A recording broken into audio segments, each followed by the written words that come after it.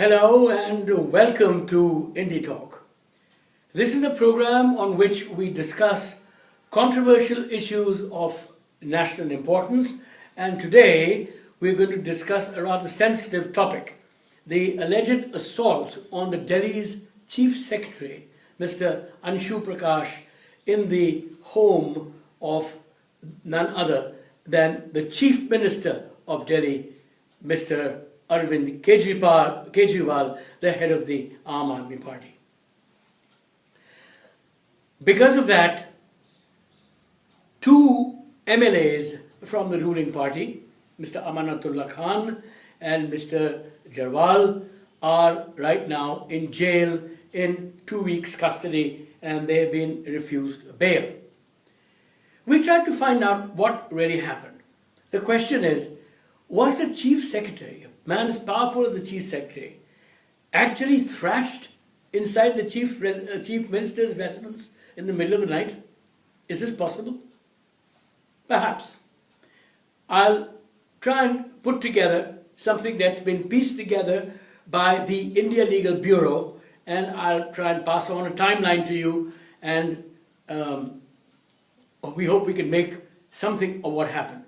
On the night of February 19th, the Chief Secretary, Anshu Prakash, who's from the Northeast in Arunachal Kada, he's an IAS man, St. Stephen's College educated, economics honors, by all intents, a very mild-mannered, peaceful guy who's not known to take on fisticuffs with his bosses. Well, he was summoned to the Chief Minister's house in the middle of the night, or late at night, to discuss some important matters. Now, this is not unusual.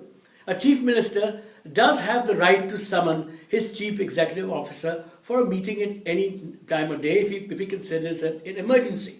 The subject apparently on that day was the release of certain public service ads which the Aam Admi Party wanted to release on behalf of the Delhi government, which were being held up at the Chief Secretary's office.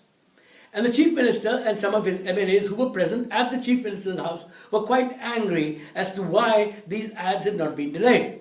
And they ordered the Chief Secretary, first requested, then ordered him that would he please expedite this. The Chief Secretary demurred. Apparently what he said was that, look, I cannot do this without specific instructions from the Lieutenant Governor of Delhi, Mr. Badhwar. Now, this made the MLAs and Mr. Kejriwal a little angry. And there's a background to this, because there's been a simmering dispute in Delhi between the powers of the LG, who reports to the Delhi Darbar, specifically also to the Home Minister, and has law and order under him, which is also under the Home Ministry, under a bifurcation of administrative processes under which Delhi is run. It is a state, but it is not yet fully a state. And in the past, there was this constant running battle between Lieutenant Governor Najib Jung and Kejriwal on various matters, transfers of bureaucrats, the holding up of files, a lot of blood exchange, until Najib Jung actually resigned in disgust. And he did tell me in a very private telephone call, which I can reveal now, not the exact details, that look, he said, look, I'm fed up. I want to get out of this. And because he didn't feel what was happening to Delhi was actually something that the Delhiites deserved, and yet he was not powerful enough to fight the powers that be. So this is a continuing battle. So the heat and dust continued that night, and apparently it became quite heated, the exchanges, and one of the MLAs nudged or poked Mr. Prakash in the ribs. They did not, from what we hear, slap him or push him roughly, or we don't know if his glasses fell down. We're not sure of that. But from what I hear of from people who were present there, that he was, quote-unquote, ribbed. Now, Mr. Prakash, of course he was angry. He would be. You would be. I would be too. And he did call the police and say, look, very ugly incident has taken place, and I don't like what has happened, etc. And the police told him, the police informed the powers that be in Delhi, and the police called him back and said, look, on the basis of say a ribbing, would you call it, or a nudge. They could not file a report that would be serious enough to find a culpable crime. And they could certainly not arrest anyone on the basis of that, and that he would have to file a report which contained harsher language.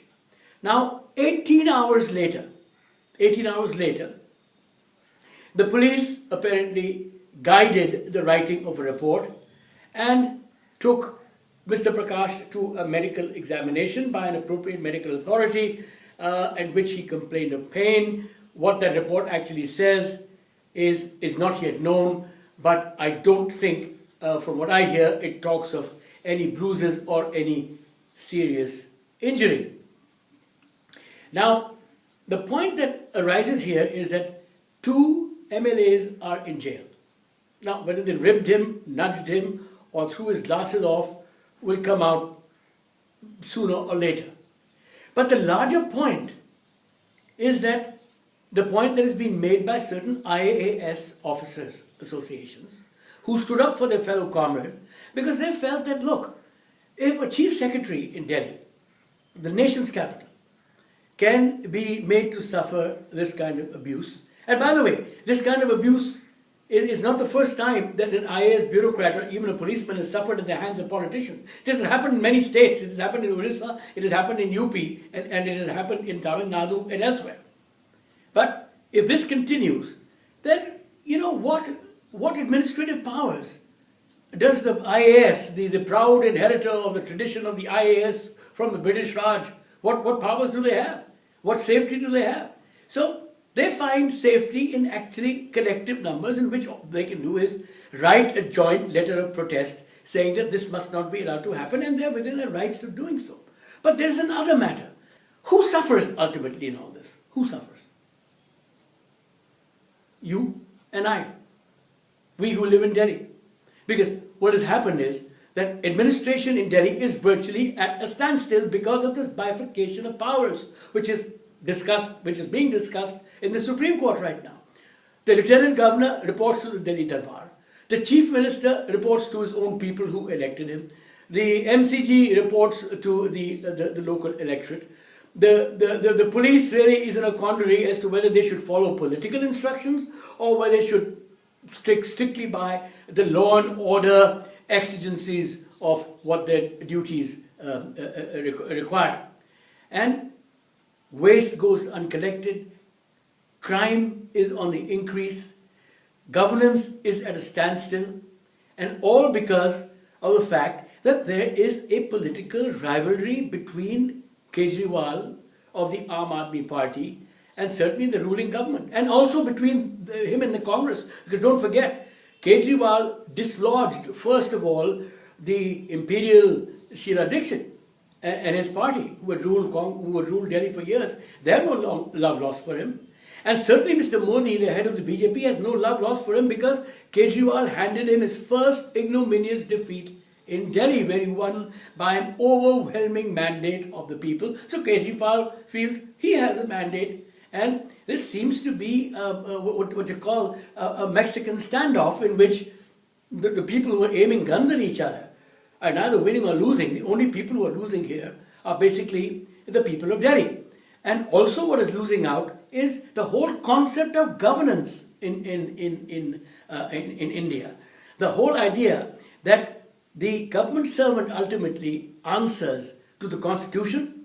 His oath of loyalty is to the Constitution of this country and not to any political boss. He is supposed to withhold the laws passed by the assembly and execute them according to the rule of law. But here what we are seeing rather is the rule of the jungle, in which it seems that only the fittest will survive, and that is certainly not what was intended for our constitution, under which we agree to give up our sovereign powers to an elected government for it to rule for a certain amount of years. This is not what the people of India expect. This is not what the people of Delhi expect. Kejriwal has suggested an idea that even the Supreme Court is considering right now, which is the live streaming of all future of all future proceedings in the CM's office or in government offices, in interactions between the politicians and the and the bureaucrats, so that there can be a record available. Similarly, the case is being argued, the Supreme Court proceedings can also be live streamed. But is it possible? Because there are questions of secrecy involved, there's an oath of secrecy involved. Can secret cabinet matters be divulged?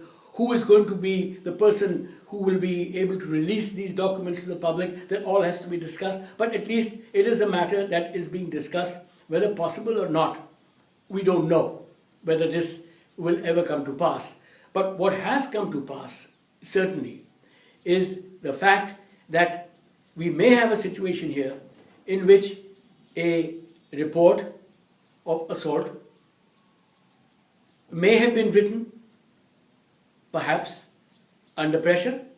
The language may have been dictated under pressure. We don't know. But these are questions we need to ask.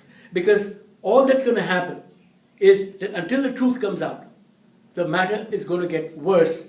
It's not going to get any better. And we the people of Delhi, and we the people of India, we certainly deserve better than what we're getting right now. That's all for today on IndiTalk. I'm Inderjit Badhwar.